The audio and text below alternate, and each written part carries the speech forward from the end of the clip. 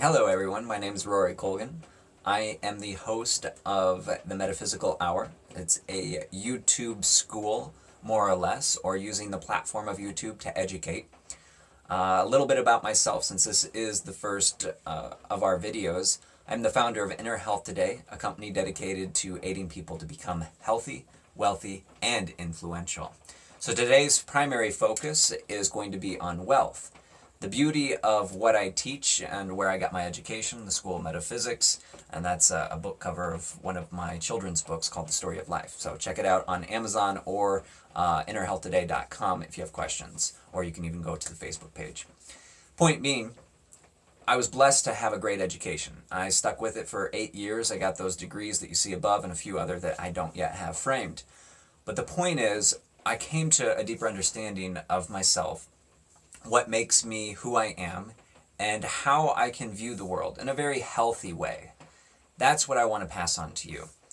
The last couple of weeks I've had the advantage or the privilege of allowing people in my vicinity to take this quiz in addition to myself taking it. The answers that they were able to derive from the quiz were quite insightful. One woman last night said, "This is truly a humbling quiz. It's very insightful and it's given me a lot to think about." So I hope that you are like her and have a very positive impact from this quiz. And if you like what we have to offer and what I am starting to present to you, please subscribe to our channel and we'll just keep the good times a-rolling. So, health, wealth, and influence. That's what Inner Health Today focuses on, and a lot of our topics are going to be at least loosely associated with that company.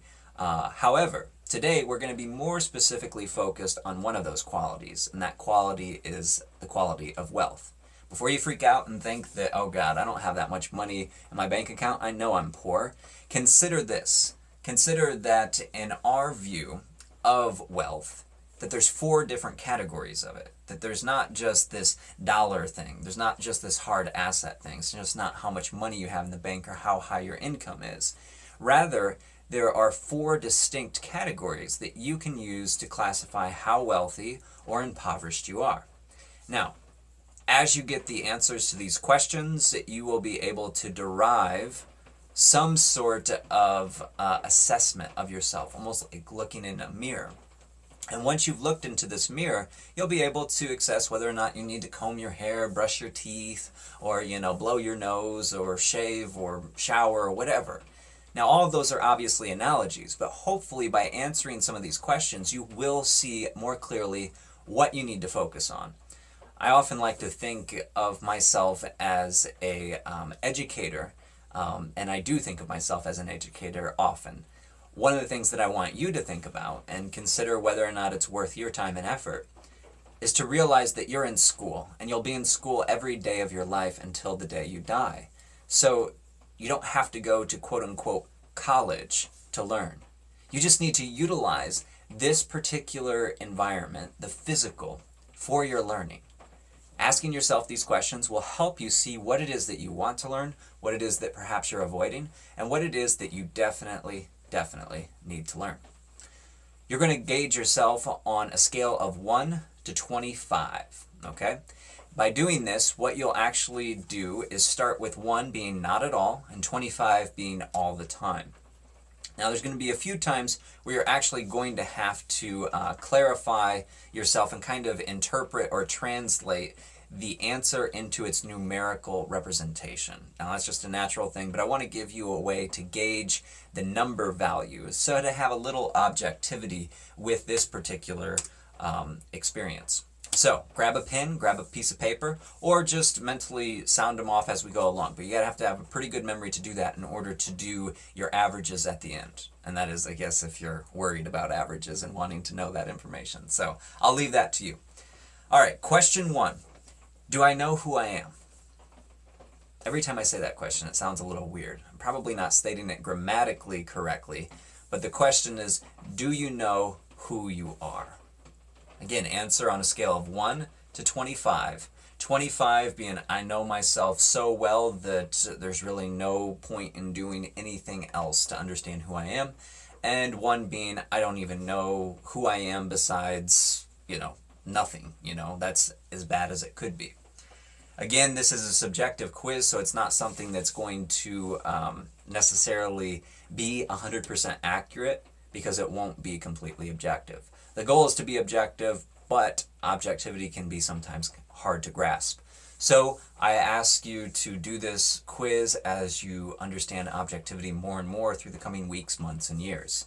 And you'll probably see that your answers will change. In fact, if I took this quiz 3 years ago, I'd have a higher score than I have today. You could argue that I'm more humble today, or I'm actually just more realistic than I was back then.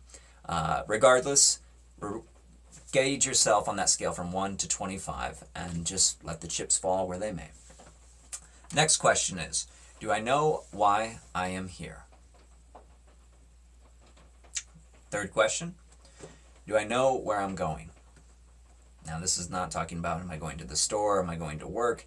This is a bigger question, a more philosophical question, if you will. And lastly, the last question within the spiritual wealth area is, do I know where I came from? Add up those numbers, and you should get something between 1 and 100. And because of the way we have it structured, that is your percentage point. So if you had a 25, you have a 25% grasp of your spiritual wealth, which means that, there's a lot of room for improvement. You're not quote unquote failing like we might teach in government school, but you definitely have a lot of room for improvement. If you're at 50%, you're in that fair ballpark, but there's still 50% to go. 75, same thing. And just on a personal note, from my own quiz and doing this quiz, I've never met anybody that's got something above 80%, or maybe not 80, like 85, 86%. Again, that's subjective. I try for objectivity, but how objective am I? That's up for debate. All right, moving on to, am I mentally wealthy? These are going to be 4 questions. Again, answer them in that scale of 1 to 25, 1 being the weakest or not at all, 25 being the strongest or the greatest.